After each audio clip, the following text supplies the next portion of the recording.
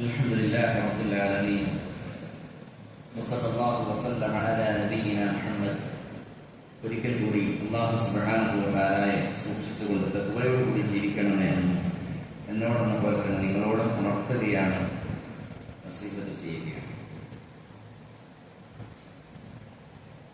അമാനത്ത് എന്ന് പറയുന്ന വിഷയം വളരെ ഗൗരവമുള്ള വിഷയം. കഴിഞ്ഞ തഖ്വയിൽ അതിന്റെ രണ്ടാഴത്തിൽ നമ്മൾ സഹോദരങ്ങളെ, നമുക്ക് അമാനത്ത് പുലർത്താൻ നമുക്ക് കഴിയണം. അതിന് വളരെ പ്രധാനപ്പെട്ട ഒരു കാര്യം അല്ലാഹു റസൂൽ സ്വല്ലല്ലാഹു അലൈഹി വസല്ലം പറഞ്ഞു. എന്തുകൊണ്ടാണ് നമുക്ക് അമാനത്ത് പുലർത്താൻ കഴിയാത്തത്? ഒരുപാട് വിഷയങ്ങളുണ്ട്. അതിൽ ഏറ്റവും പ്രധാനപ്പെട്ട ഒരു വിഷയം അല്ലാഹു റസൂൽ പറയാണ്, യനാമു റജുലു അൻ-നൗമ ഫതഖറദു അൽ-അമാനതു മിൻ ഖൽബി. ഒരു മനുഷ്യൻ രാത്രിയാകട്ടെ പകലാകട്ടെ ഒരു മനുഷ്യൻ ഒരു ഉറക്കമുണ്ട്. ആ ഉറക്കിൽ നിന്ന് അയാൾ എഴുന്നേൽക്കുന്ന സമയത്ത് അദ്ദേഹത്തിന്റെ ഹൃദയത്തിൽ തീരെ ഒരംശം പോലും അമാനത്തില്ലാത്തവനായി അയാൾ ഉണരും. നമ്മളൊക്കെ ഉറങ്ങാറുണ്ട്. എത്ര ഉറക്കം നമ്മളൊക്കെ ഉറങ്ങിയില്ലേ? ഉച്ചക്ക് പോയിട്ടൊക്കെ ഉറങ്ങും, പകൽ സമയത്ത് ഉറങ്ങും, രാത്രി ഉറങ്ങും. ഈ ഉറങ്ങുന്ന സമയത്ത് ചില ആളുകൾ അവർ ഉറങ്ങിക്കഴിഞ്ഞാൽ അവർ ഉണരുന്ന സമയത്ത് നേരത്തെ നല്ല അമാനത്ത് പുലർത്തിയ സത്യസന്ധത പുലർത്തിയ ഒരു മനുഷ്യനാണെങ്കിൽ ചിലപ്പോൾ ഒരൊറ്റ ഉറക്കം കൊണ്ട് നമ്മുടെ അമാനത്ത് ഇല്ലാത്തൊരു മനുഷ്യനായിട്ട് നമ്മൾ ഉണരുന്നു. അതിന്റെ കാരണം എന്താണെന്ന് അറിയാം. അല്ലാഹു റസൂൽ സ്വല്ലല്ലാഹു അലൈഹി വസല്ലം പറഞ്ഞ്, രാത്രി നിങ്ങൾ ഏത് സമയത്താണോ ഉറങ്ങുന്ന സമയത്ത് അള്ളാഹുവിലുള്ള ദിക്റുകൾ കൊണ്ട് ഉറങ്ങാതെ അള്ളാഹുവിന്റെ ദിക്റുകൾ കൊണ്ട് നിങ്ങൾ ഉണരാത്ത ഒരവസ്ഥയുണ്ടോ, അള്ളാഹു ആ ഉറക്കിൽ എന്താവാം, ചില ഉറക്കിൽ നിങ്ങളുടെ അമാനത്തിനെ പിടിച്ചു. പിന്നെ അമാനത്ത് ഉണ്ടാവില്ല. പിന്നെ ഒരു സത്യസന്ധത പുലർത്തുന്ന ഒരു മനുഷ്യനായിട്ട് നിങ്ങൾക്ക് ജീവിക്കാൻ കഴിയില്ല. ചില ആൾക്കാരെ കാണാൻ ഞങ്ങൾ നല്ല മനുഷ്യനായിട്ട് ഒരു ഉത്തരവാദിത്തം ഏൽപ്പിച്ചാൽ അദ്ദേഹം ഉഷാറായിരുന്നു. അദ്ദേഹത്തിന്റെ ഉമ്മാനോടും എല്ലാ രംഗത്തും ആള് ഉഷാറായിരുന്നു. എന്തെന്നറിയില്ല, അപ്പൊ കുറച്ച് കാലമായിട്ട് ആള് വളരെ മോശമാണ്, ഒരു കാര്യത്തിനും ശ്രദ്ധിക്കൂല. സഹോദരങ്ങളെ, ചിലപ്പോൾ എന്തായിട്ട് പറയും, ആ മനുഷ്യൻ ഉറങ്ങുന്ന സമയത്ത് ചെല്ലേണ്ട അധികാറുകൾ ചെല്ലാത്തത് കൊണ്ട് അദ്ദേഹത്തിന്റെ അമാനത്തിനെ അല്ലാഹു ഉയർത്തിയതാണ്. അല്ലാഹു റസൂൽ പറഞ്ഞത്, നിങ്ങളുടെ അമാനത്ത് അല്ലാഹു ഉയർത്തിക്കളയും, നിങ്ങളുടെ സത്യസന്ധത അല്ലാഹു ഉയർത്തിക്കളയും. നിങ്ങൾ ഉറങ്ങുന്ന സമയത്ത് അല്ലാഹുവിന്റെ ദിക്റുകൾ കൊണ്ട് ഉറങ്ങാതെ. അതുകൊണ്ട് നല്ല ശ്രദ്ധ വേണം. രാത്രി കിടന്നുറങ്ങാൻ പോകുമ്പോൾ പ്രത്യേകിച്ച് ഒരുപാട് ദിക്റുകൾ നമുക്ക് പഠിച്ചിട്ടുണ്ട്. വ്യത്യസ്തങ്ങളായ ദിക്റുകൾ നമുക്ക് അല്ലാഹു റസൂൽ പഠിപ്പിച്ചിട്ടുണ്ട്. ആ ദിക്റുകൾ സഹോദരങ്ങൾ നമ്മൾ പഠിക്കും. രാത്രി കിടന്നുറങ്ങാൻ അല്ലാഹു റസൂൽ പറഞ്ഞില്ലേ, നിങ്ങളുടെ വീട്ടിലേക്ക് നിങ്ങൾ ചെല്ലുമ്പോ നിങ്ങൾ നിസ്കാരത്തിന് വുളൂ ചെയ്യുന്നത് പോലെ വുളൂ എടുക്കണം. എത്ര ആളുണ്ട്, ഓരോരുത്തരും അവനവനോട് ചോദിച്ചു. ഈ പറയുന്ന കാര്യം നമ്മൾ ഓരോരുത്തരും സ്വന്തം ആലോചിച്ചു. ഞാൻ ഇന്നലെ രാത്രി ഉറങ്ങിയ സമയത്ത്, അല്ലെങ്കിൽ കഴിഞ്ഞ രാത്രികളിൽ ഞാൻ ഉറങ്ങിയപ്പോ ആ ഉറങ്ങുന്ന സമയത്ത് വുളൂ ചെയ്തിട്ടാണ് ഞാൻ കിടന്നുറങ്ങിയത്. സംഗതിയൊക്കെ കേട്ടിട്ടുണ്ട് അല്ലേ? സംഗതി നമ്മൾ കേട്ടിട്ടുണ്ട്. പക്ഷേ വുളൂ എടുത്തിട്ട് നമുക്ക് ഉറങ്ങാൻ കഴിഞ്ഞിട്ടുണ്ടോ? അല്ലാഹു റസൂൽ പറഞ്ഞു, നീ നിന്റെ ഇരിപ്പിലേക്ക് വരുമ്പോ നിസ്കാരത്തിന് വുളൂ ചെയ്യുന്നത് പോലെ നീ വുളൂ ചെയ്യണം. സഹോദരങ്ങളെ, ഗൗരവം. എന്നിട്ട് അല്ലാഹു റസൂൽ പറയുന്നത്, നീ അല്ലാഹു ബരമേൽപ്പിക്കുന്ന പോലെ ബരമേൽപ്പിക്കണം. ആ കിടക്കാൻ വേണ്ടി ചെന്ന സമയത്ത് വീട്ടിലേക്ക് കയറിയിരുന്നാൽ അവിടെ പ്രത്യേക ദിക്റുകളുണ്ട്. മുഅവ്വിദാത്ത്, സൂറത്ത് ഖലാസും ഫലഖും നാസും. എന്റെ കുട്ടികളെ, ചെറുപ്പക്കാരെ, നമുക്ക് കിടക്കാൻ പോകുമ്പോൾ ചെല്ലിയിട്ട് കിടക്കണം. നിങ്ങൾക്കറിയാം എത്ര ആളുകൾ രാത്രി കിടന്നുറങ്ങി രാവിലെ ഉമ്മ വന്ന് വിളിക്കുമ്പോ, വാപ്പ വന്ന് വിളിക്കുമ്പോ, അല്ലെങ്കിൽ ഭാര്യ എണീച്ചു പോയിട്ട് ചായ ഉണ്ടാക്കിയിട്ട് ഭർത്താവിനെ വന്ന് തട്ടി വിളിക്കുമ്പോ മരവിച്ച മനുഷ്യനായി കിടക്കുന്ന എത്ര ആളുകൾ നമ്മൾ കേട്ടിട്ടുണ്ട് അല്ലെ? രാത്രി പല സംഗതികളും ഭാര്യയോടും ഉമ്മാനോടൊക്കെ പറഞ്ഞ് പലതും ചെയ്യണം എന്നൊക്കെ പറഞ്ഞ് രാത്രി കിടന്നുറങ്ങി രാവിലെ വന്ന് തട്ടി വിളിച്ചപ്പോ ശരീരം ബെഡോടുകൂടി ഇളകുന്നുണ്ടെങ്കിൽ മരവിച്ച ശരീരമാണ്. ആ ശരീരത്തിൽ ആത്മാവില്ലെങ്കിൽ എത്ര ആളുകൾ നമ്മൾ നമ്മൾ ഇതൊക്കെ നമ്മൾ കേൾക്കുന്നുണ്ട്, പക്ഷെ നമ്മളെ കുറിച്ച് അറിയുന്നില്ല. നമ്മളെ കുറിച്ച് അറിയിക്കുന്നുണ്ടോ?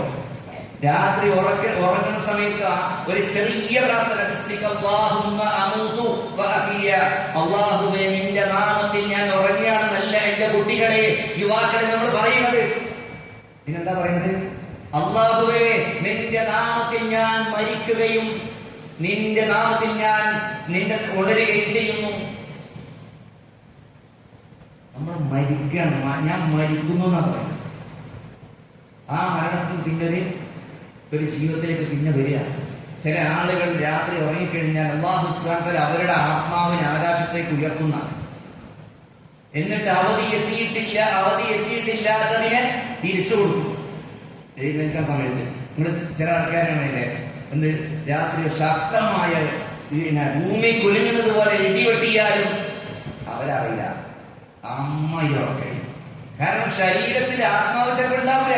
ചില ആത്മാക്കളെ അല്ലാഹു ഉയർത്തും, എന്നിട്ട് അവധി എത്തിയിട്ടില്ലെങ്കിൽ ആണ് തിരിച്ചു കൊടുക്കും. അപ്പം ചില സമയത്ത് നമ്മളൊക്കെ രാത്രി ഉറങ്ങുമ്പോൾ നമ്മൾ ആത്മാവില്ലാതെ നമ്മൾ ഉറങ്ങിയിട്ടുണ്ടാകും സഹോദരങ്ങളെ. ഖുർആനിൽ അല്ലാഹു നമ്മളോട് പറയുന്നത്.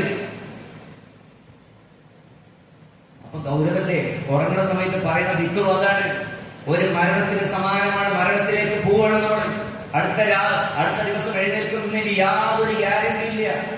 അതുകൊണ്ട് ഉറങ്ങുന്ന സമയത്ത് അള്ളാഹുവിൽ വരമേൽപ്പിച്ച് ദിക്റുകൾ ചെയ്ത് ഓതേണ്ട ആയത്തുകളും സൂറത്തുകളൊക്കെ ഓതി കയ്യിൽ ഊതി നഫസ് ചെയ്ത് ശരീരത്തിൽ കിടക്കണം. അങ്ങനെ കിടന്നുറങ്ങിയാണ്ടല്ലോ ആ ഉറക്കിന് വല്ലാത്തൊരു സമാധാനം. നമുക്ക് പലപ്പോഴും രാത്രി കിടന്നുറങ്ങുമ്പോൾ എല്ലാവരും ഈ രാത്രി മരിച്ചുപോയാൽ നാളെ എന്റെ മക്കളവസ്ഥ എന്താ, എന്റെ ഭാര്യ, ഞാനുണ്ടാക്കിയ സമ്പത്ത്, അല്ലെ, ഇതൊക്കെ അറിയിക്കാറില്ല.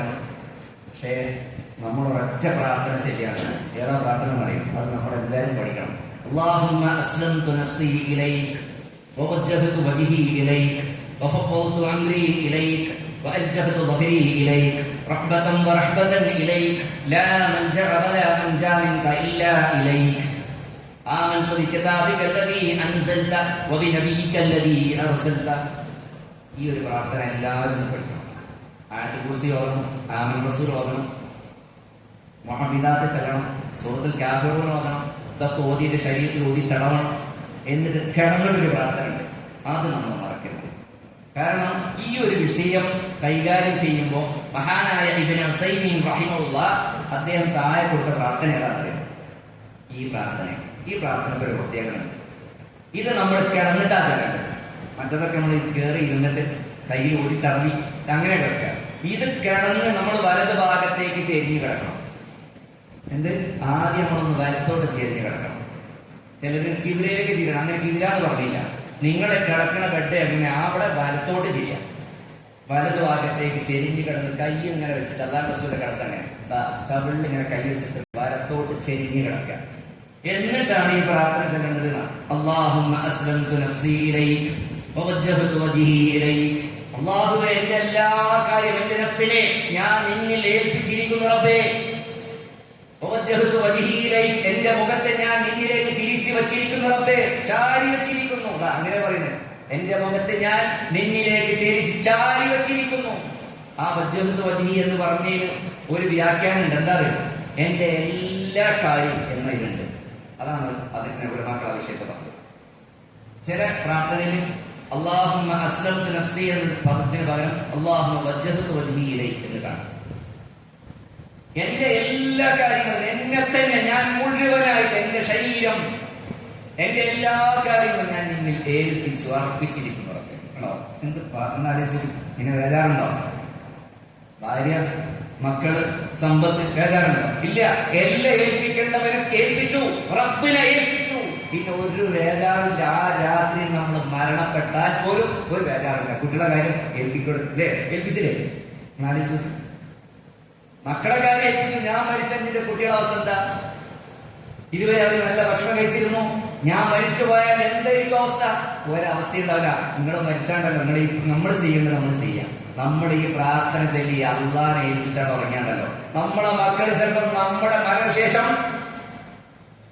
അവർ നമ്മൾ കൊടുത്തതിനേക്കാൾ ഉഷാറില്ലാതിരിക്കും. കാരണം നമ്മുടെ ദിക്റുകളും നമ്മുടെ പ്രാർത്ഥനകളാണ് അവിടെ ഇറങ്ങുന്നത്. നമ്മളെ ഏൽപ്പിച്ചാരെ അള്ളാഹുവിനെ. അതുകൊണ്ട് അള്ളാഹുവിനെ ഏൽപ്പിക്കുന്ന എല്ലാം ഏൽപ്പിച്ചു, നമ്മുടെ ശരീരം മുതൽ ഏൽപ്പിച്ചു. അപ്പൊ ഈ പ്രാർത്ഥന നമ്മൾ സെറ്റാണ്. ഇത് നമ്മൾ എന്ത് ചെയ്യണം? നമ്മൾ പഠിക്കുക. ഇതൊന്നും പഠിക്കാൻ പലതും പഠിച്ചിട്ടുണ്ടാവില്ല. എല്ലാവരും ആയത്തുൽ കുർസി ഓതും. ആയത്തുൽ കുർസി ഓതണം. ആയത്തുൽ കുർസി ഓതിയാൽ ഒരു പ്രത്യേകത ഉണ്ട്. എന്റെ മക്കളോട് ഞാൻ പറയാം, എന്ത് ആയത്തുൽ കുർസി ഓതി നിങ്ങൾ കിടന്നാൽ നിങ്ങളുടെ അടുത്ത് മരക്കുണ്ടാവും രാവിലെ വരെ. ഇനി ആരെ പേടിക്കണം? ഒരാണ് പിന്നെ പേടിക്കണ്ട. പിന്നെ മറ്റൊന്നും വരും, വാതിൽ കുത്തി തുറന്ന് വരും അല്ലെ? അങ്ങനെയൊക്കെ ഒരു പേടിയാണല്ലോ. കാതല് കൊച്ചി ഇട്ടാൽ പോലും ചാവി കൂട്ടിയാൽ പോലും എന്നാലും ചില പെണ്ണുങ്ങൾക്ക് ഒരു പേടിയാ. എന്ത് അല്ല, നീ ഇപ്പൊ ആരെങ്കിലും അള്ളാഹു റസൂൽ സ്വല്ലല്ലാഹു അലൈഹി വസല്ലം ആ കാലഘട്ടത്തിൽ കിടന്നത് ചെറിയ ഒരു മറയായിരുന്നു. ഈത്തപ്പന കൊണ്ടുണ്ടാക്കിയ എന്ത് അവരെ നിർഭയത്തെന്താ? ചെല്ലി കഥ കൂട്ടിട്ടു. പിന്നെ ആരും തുറക്കൂല. നമ്മളെ ഏൽപ്പിക്കേണ്ടത് ഏൽപ്പിക്കണം. രാത്രി കിടക്കുമ്പോ അതിക്കാതെ ചെല്ലി ഏൽപ്പിച്ചു. ഇനി വേജാറില്ല. ആയത്തുൽ കുർസി ഓതി, ഇനി വേജാറില്ല. അടുത്ത് മരക്കാറുണ്ട് അല്ലെ? ചില വീടിന്റെ പുറത്ത് പട്ടി കെട്ടിയിട്ടുണ്ടാവും. ഇതിനാണ് വീടിന് കാവല്. പട്ടിന്റെ അതിന്റെ ഭയങ്കര സമാധാനം അല്ലെ? സഹോദരങ്ങളെ, അടുത്ത് നമ്മൾ ഈ ആയത്തുൽ കുർസി ഓടി കിടന്ന അടുത്ത ആരാണ്? അള്ളാഹു മലക്കിനെ ഫജ്ർ വരെ നിർത്തുന്ന ആരെ വേണ്ടത്? നമുക്ക് പട്ടിയാണോ വേണ്ടത്? അല്ല, അള്ളാഹു നമ്മുടെ അടുത്ത് മലക്കിനെ നിർത്തണോ? സഹോദരങ്ങളെ, മലക്ക് നമ്മുടെ അടുത്ത് വന്ന് കിടക്കണോ? എന്റെ കുട്ടികളെ, യുവാക്കളെ, നമുക്ക് കാവലായി റബ്ബൊരു മലക്കിന് തരണോ? ആയത്തുൽ കുർസി ഓതിക്കിടക്കണം. ആമന റസൂൽ സൂറത്തുൽ ബഖറയിൽ അവസാനത്തെ ഉണ്ടായത് ആ 2 ആയത്ത് ഓതുന്നതിനെ കുറിച്ച് അല്ലാഹു എന്താ പറഞ്ഞത്? അത് മതിയൊരു വിഷയം. ആ 2 ആയത്ത് ഓതിക്കിടന്നോ, വേറെ ഒന്നും വേണ്ട. അത്രയും മഹത്വമാണ് ആ 2 ആയത്തുകൾ. അപ്പൊ ഇതൊക്കെ പാരായണം ചെയ്ത് സൂറത്തുൽ കാഫിറൂൻ ഓതിയാൽ എന്താ? അയാൾ തൗഹീദിലായിക്കൊണ്ട് നിൽക്കുന്നു.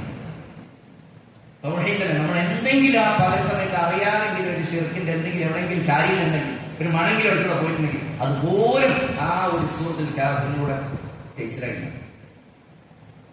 അപ്പൊ നമ്മൾ നോക്കി രാത്രി നമ്മൾ മനസ്സിലാക്കേണ്ടത്, രാത്രി ഇതൊക്കെ ഒന്ന് ഓതി റബ്ബിനെ ഏൽപ്പിക്കേണ്ട ഉത്തരവാദിത്തത്തെ, റബ്ബിലേക്ക് ഏൽപ്പിക്കേണ്ട കാര്യങ്ങളൊക്കെ ഏൽപ്പിച്ച് റബ്ബിനോട് പറയേണ്ടതൊക്കെ പറഞ്ഞ് ഒന്ന് കിടന്നു നോക്കി.